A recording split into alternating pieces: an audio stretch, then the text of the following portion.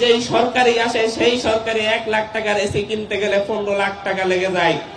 তারা টাকা পাঠায় আর আমার এই দেশের দুর্নীতিবাজরা লুটপাট করে খায়, এবং সেই দুর্নীতিবাজরাই আবার সংসদে গিয়ে সেই বড় বড় কথা বলে। যারা 11,000 কোটি টাকা জনগণের টাকা মেরে দিয়েছে, তারা সংসদে এসে যখন বড় বড় কথা বলে তখন আমাদের লজ্জা লাগে।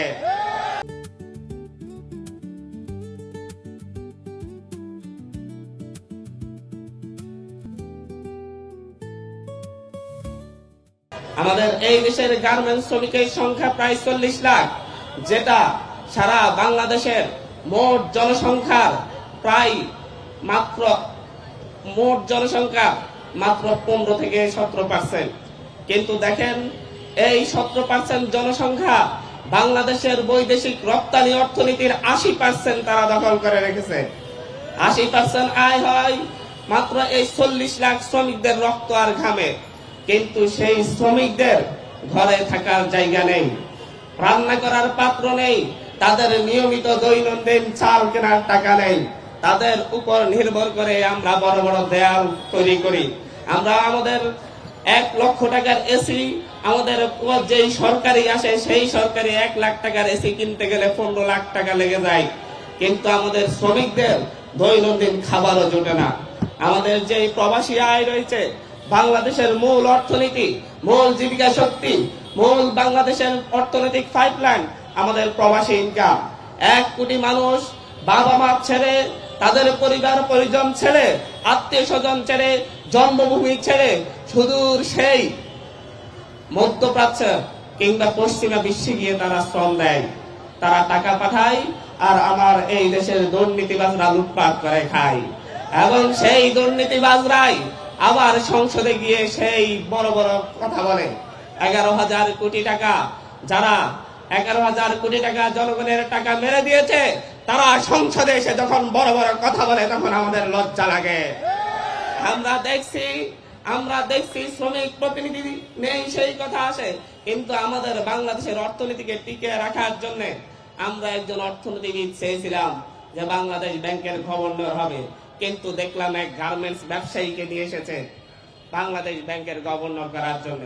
আমি আপনি সকলেই জানি, বাংলাদেশের সবচাইতে বেশি অর্থ পাচার হয় গার্মেন্টস পণ্য আমদানি রপ্তানির মাধ্যমে, গার্মেন্টস ব্যবসায়ীদের মাধ্যমে। সেই অর্থ পাচারের এক প্রতিনিধিকে এনে আমাদের দেশের বাংলাদেশের গভর্নর বানিয়ে দেওয়া হয়েছে। আমাদের এই দেশে প্রায় 25 লক্ষ রিক্সা শ্রমিক রয়েছে। বাংলাদেশের যদি রাস্তায় যানজট হয়, তাহলে যানজটের কারণ কি? রিক্সাওয়ালারা। বাংলাদেশে যদি কোনো অ্যাক্সিডেন্ট হয়, এটার কারণ কি? রিক্সাওয়ালারা। বাংলাদেশে যদি কোনো ধরনের কোনো সমস্যাই তৈরি হয়, সাথে সাথে রিক্সাওয়ালাদের উপর দমন নিপীড়ন শুরু হয়ে যায়। আরে ভাই, রিক্সাওয়ালাদের উপর এত ক্ষোভ কেন? কিন্তু যখন তেল শেষ হয়ে গেছে বলতেছে রিক্সা না থাকলে তো চলার সুযোগই পাইতাম না আজকাল। তাদের ব্যবস্থা কি রয়েছে? তাদেরকে তাহলে গাড়ি কিনে দেন। এই 25 লক্ষ রিক্সা শ্রমিকের সাথে আমাদের প্রায় বাংলাদেশের 1 কোটি মানুষের খাবার, বস্ত্র, অন্ন, বস্ত্র, বাসস্থানের ব্যবস্থা হয় তাদের আয়ের মাধ্যমে, তাদের শ্রমের মাধ্যমে। বাংলাদেশের প্রায় 40 লক্ষ হকার রয়েছে। এই হকারদেরকে কথায় কথায় হকার উচ্ছেদের নামে হকারদের উপর যে অত্যাচার করা হয়, তাদের যে ক্ষতি করা হয়, এটা নিয়ে কারো কোনো বিশিষ্ট জনের কথা আসে না। আমাদের দেশে প্রচুর সুশীল থাকে, প্রচুর গবেষক থাকে।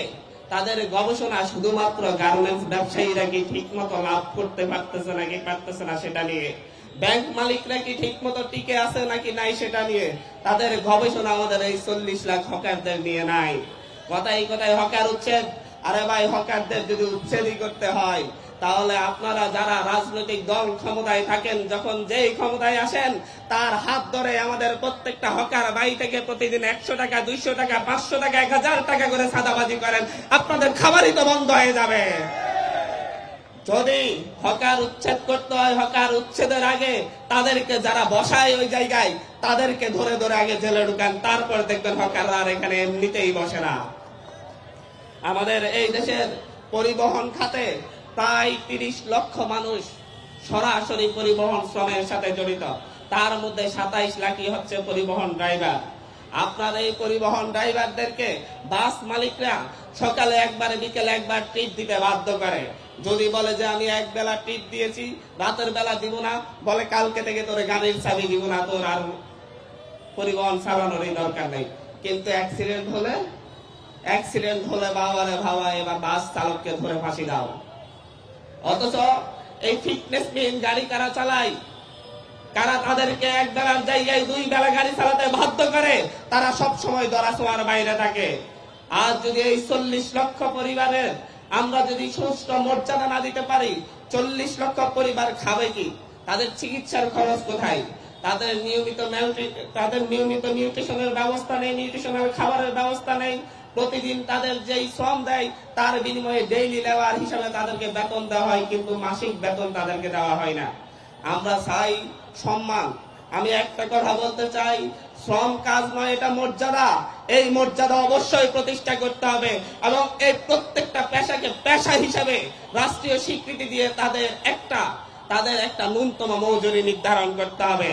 এই দেশের জেলের সংখ্যা 15 লাখ। জেলেদের জন্য বারবার নিপীড়নমূলক আইন হয়। আমি দেখি বিভিন্ন জায়গায় যে নৌ পুলিশ বলেন, কোস্টগার্ড বলেন, তারা কি করে, যখন কোন ধরনের অভিযান চলে জেলেদের মাছ নিয়ে আসে। 50 লাখ টাকার মাছ নিয়ে আসলে সেখান থেকে পরবর্তীতে এটাকে সরকারি কোষাগারে 5 লাখ টাকার মাছ দেয়, আর 45 লাখ টাকার মাছই তারা নিজেরা বিক্রি করে ফেলে। নিয়মিত কথায় কথায় জেলেদের জাল পুরে ফেলা হয়।